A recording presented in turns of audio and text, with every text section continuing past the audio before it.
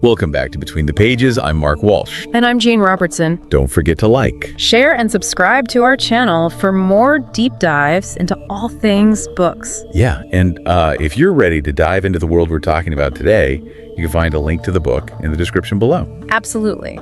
So, Jane, we've gotten a lot of listener submissions about this particular book. We have. And I think it's safe to say that SarahJMaas's A Court of Thorns and Roses has sparked some pretty strong opinions. It has. It really has. People seem to either love it or hate it. Right, and that's exactly what makes it so interesting to deep dive into. Absolutely. For those who haven't read it, let's set the scene. Okay. We're introduced to Feyre, a young woman who has to hunt to take care of her family. She's really capable. She is. But she's also kind of hardened by life, you know? Right. Having to do that. Yeah, having to be the provider. When she kills a wolf thinking it's just a regular predator, Yeah. she unknowingly steps into a magical world. A world of fairies. Yeah, it turns out that wolf was not just any wolf. Not just any wolf. No, as retribution, she's taken to Prythian, the fairy realm. Yeah. And what seems like a simple act of survival completely changes her life. Absolutely. And this is where we start to see those Beauty and the Beast parallels. Oh, yeah. Feyre is taken captive, just like Belle, and she's held by this mysterious figure, Tamlin. Right, a high fae with his own share of secrets. Exactly. But Maas doesn't just retell the fairy tale, she adds these layers of fairy lore and politics and romance. Right, and it becomes this whole other thing. It does? So at first you might think, okay, Beauty and the Beast, we've seen this before, but Maas really changes things up. She does. Tamlin's curse, for example, Right.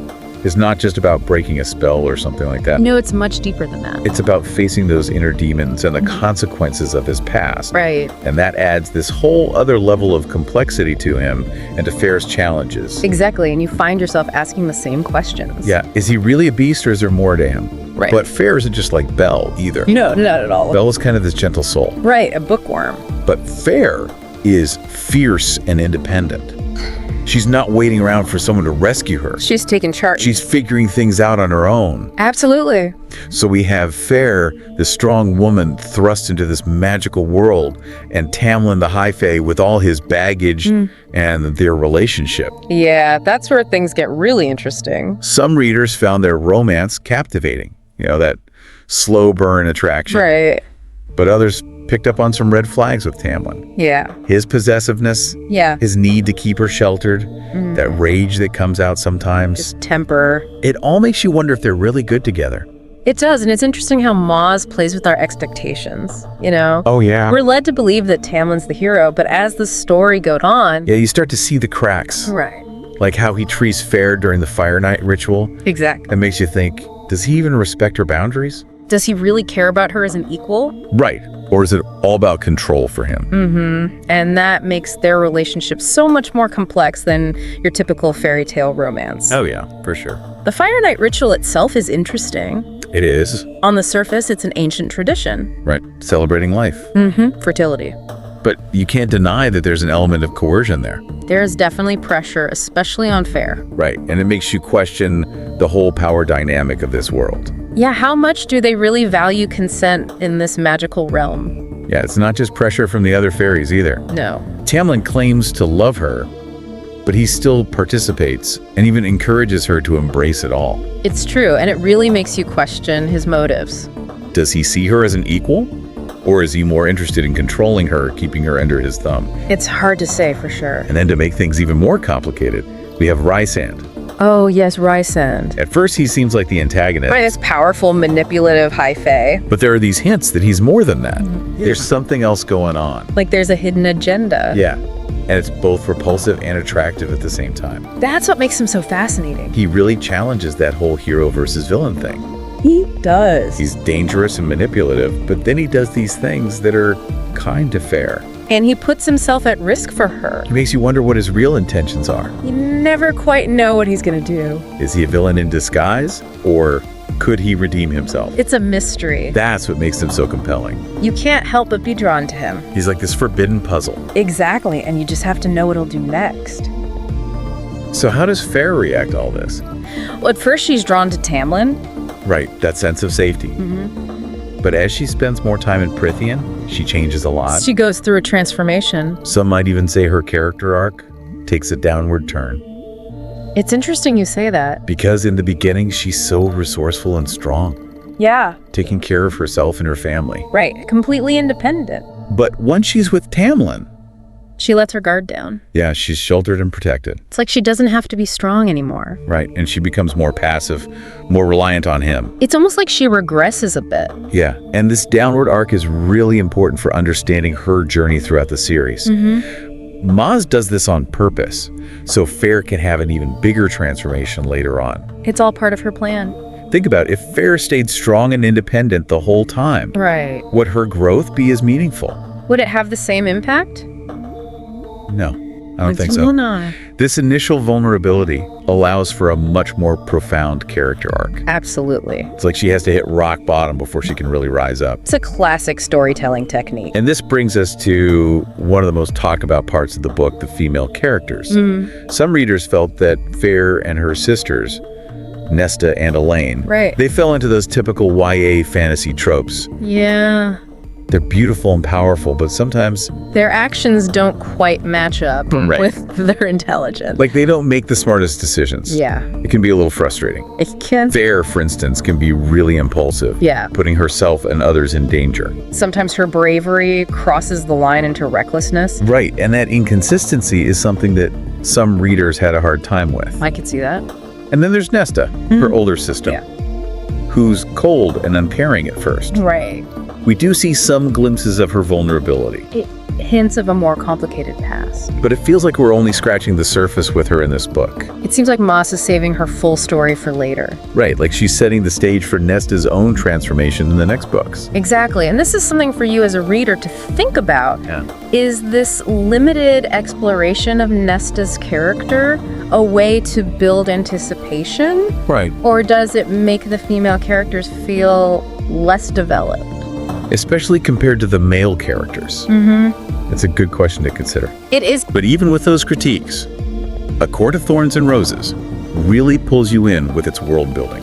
Maas does a fantastic job of creating this immersive world. It feels both magical and dangerous, It does.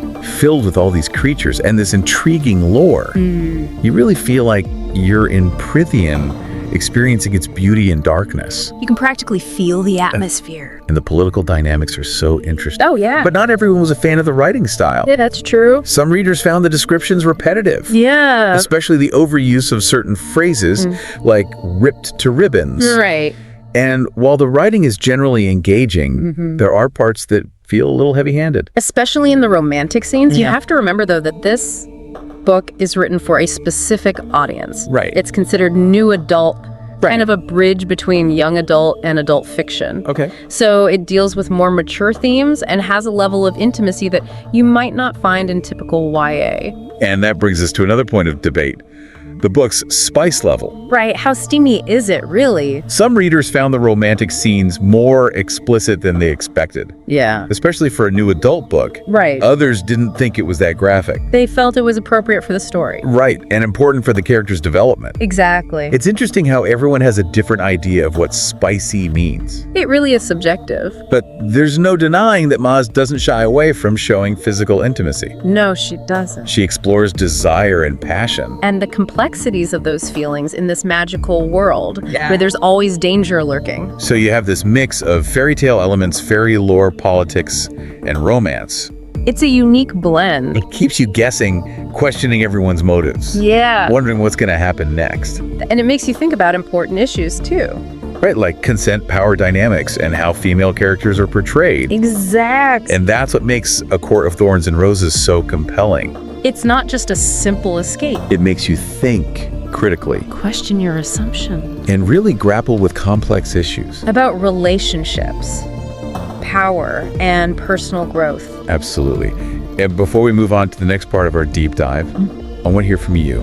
Yes. What were your first impressions of Feyre and Tamlin? Did you find their relationship romantic, or were there things that made you uncomfortable? Right. And what about Rhysand? Did he intrigue you?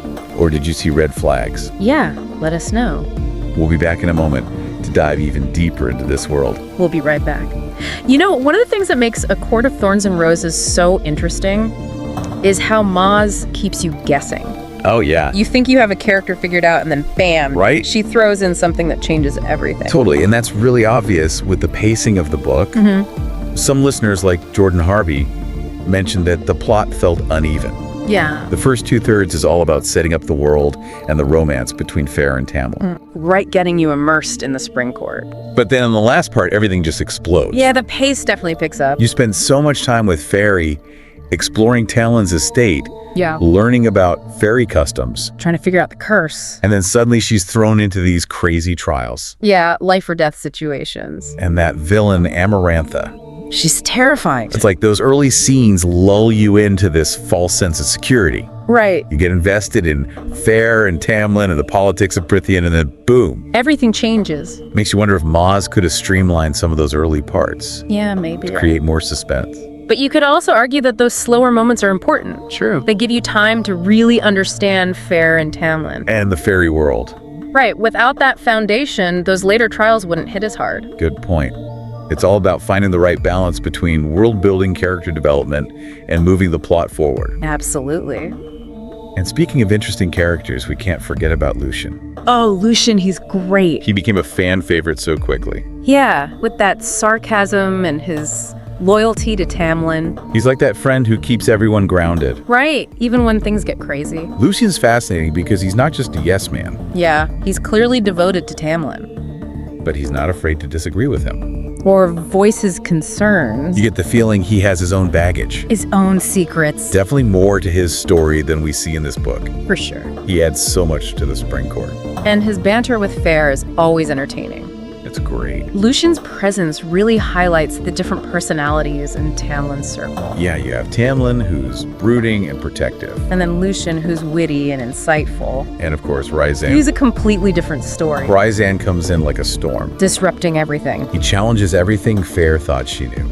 At first, he seems like the villain, someone to fear. But then you start to see that maybe he's not so simple. Yeah, there are these moments of kindness, especially towards Feyre. It's hard to categorize him as good or bad. He exists in this moral gray area. You really have to think about his character and what his motivations are. And that mystery surrounding his motivations is what makes him so intriguing. It does. Why does he help Feyre, even when it puts him at risk? What's his endgame? All those unanswered questions just add to his allure. It's like he's always one step ahead. Playing a game of chess. And we're trying to figure out his strategy. And that unpredictability makes him such a great contrast to Tamlin. Yeah, Tamlin is much more straightforward. You know what you're going to get with him. We're better or worse. And this contrast between Tamlin and Rysand is so important for Feyre's journey. She's drawn to both of them, but for different reasons. It's true. Tamlin represents safety and stability, Right, the familiar. but Rysand offers freedom and power. Something Feyre hasn't experienced before. And that brings us back to Feyre's character arc and those criticisms about how she's portrayed. Yeah, some listeners, like Kimberly Cardas, found her frustrating. Right, she can be impulsive. And she doesn't always make the best decisions. Yeah, sometimes she ignores good advice and just runs into danger. It can make you want to yell at her to think. But you could also say that impulsiveness is part of who she is, Right. a reflection of her youth and her desire to protect the people she loves. It's tough because you want your protagonist to be smart, And resourceful. but you also want them to be relatable. And human. Yeah, they need flaws. They need to make mistakes. And we can't forget that Feyre is still young, And she's in this completely new world. where everything is different Magic is real. and there's danger everywhere. It's no wonder she doesn't always make the most rational choices. She's been through so much trauma. It's true. She's seen terrible things. And hunted in prison, faced death. Of course, it's going to affect her, Trauma changes people. especially when it happens at a young age, It can make you question everything. and crave control in a world that feels chaotic. Yeah. Which leads us to the ending of the book, that final showdown with Amarantha. Oh man, so much happens there. It's like everything Feyre has been through leads up to that moment, A test of her strength and her resilience and her willingness to sacrifice everything. for the people she cares about. Talk about an emotional roller coaster. It's intense. Betrayal, heartbreak, magic unleashed. And then that twist with Rysand, Yeah, just when you think you understand him. he pulls a fast one. He's been planning and manipulating things the whole time. It's brilliant. Maas really knows how to keep you on the edge of your seat. She does. And that ending makes you desperate to read the next book. To find out what happens next. It's like she throws a bomb into the story. Shattering everything. And leaving you with a million questions. So many questions. And before we wrap up this part of the deep dive, I want to talk about something that came up in a lot of the listener submissions. Okay. The male characters, particularly Tamlin and Rhysand. Right. A lot of readers were torn between them. They both have their appeal. At first, Tamlin seems like the classic romantic hero.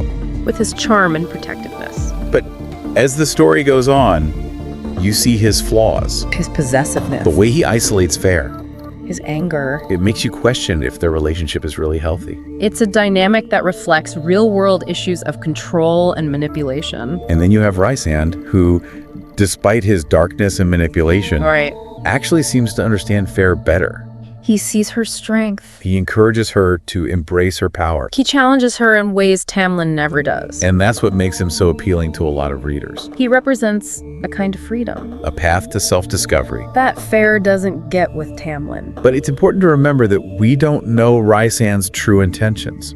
Right, his motives are still a mystery. Is he really trying to help Feyre? Or is he using her for his own purposes? That ambiguity is what makes him so captivating. You never know what to expect from him. He makes you question your own ideas of who's a hero and who's a villain. He blurs the lines. It's interesting how Tamlin and Rhysand represent different things that people might find attractive in a partner. Yeah. Tamlin is that initial appeal of safety and stability. Right. The comfort of the familiar. But Rhysand is the excitement of the unknown. Pushing boundaries. Embracing your full potential. It's a fascinating contrast. And Maas explores it so well. She creates these characters that are both flawed and captivating. And that's what makes A Court of Thorns and Roses such a thought-provoking read. It stays with you long after you finish the book. Absolutely.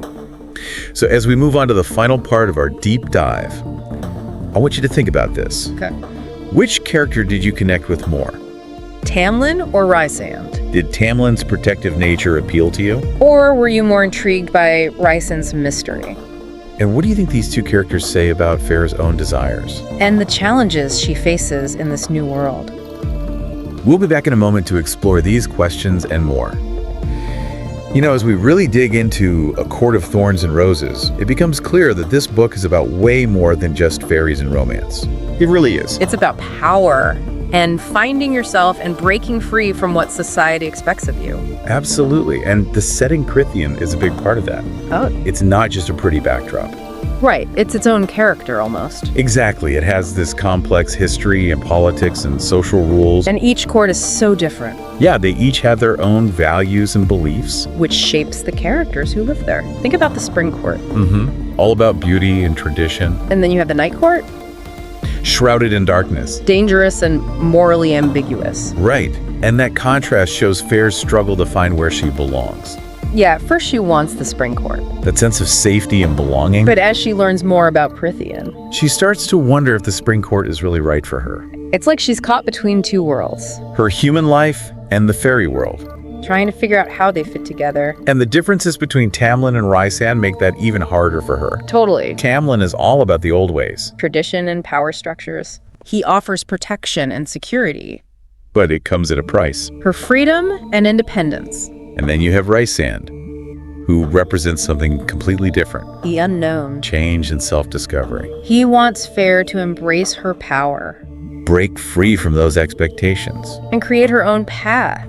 And those trials, Feyre goes through under the mountain. Oh, yeah. They're not just physical challenges. No, they represent her internal struggle. Her journey of self-discovery. Facing the darkness inside herself.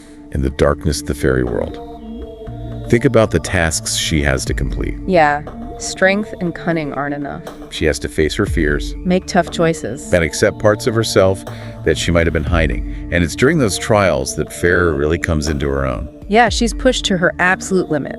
But she survives. Stronger and more resilient.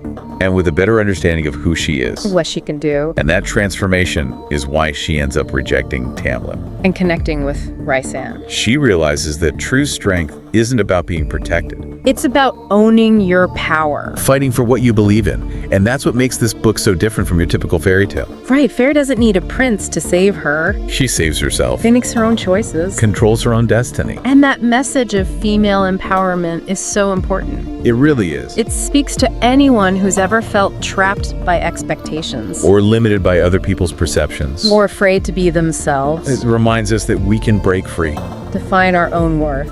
Create a life that feels right for us. And the ending of the book really drives that home. Oh yeah. When Feyre chooses to leave the spring court and join the night court. It's like saying goodbye to everything she knew. Embracing the unknown. Fighting for a world where she could be free.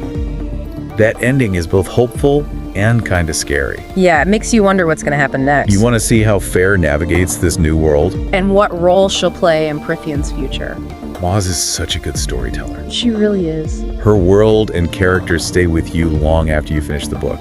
A Court of Thorns and Roses makes you think and question everything, and it leaves you feeling this sense of wonder and possibility.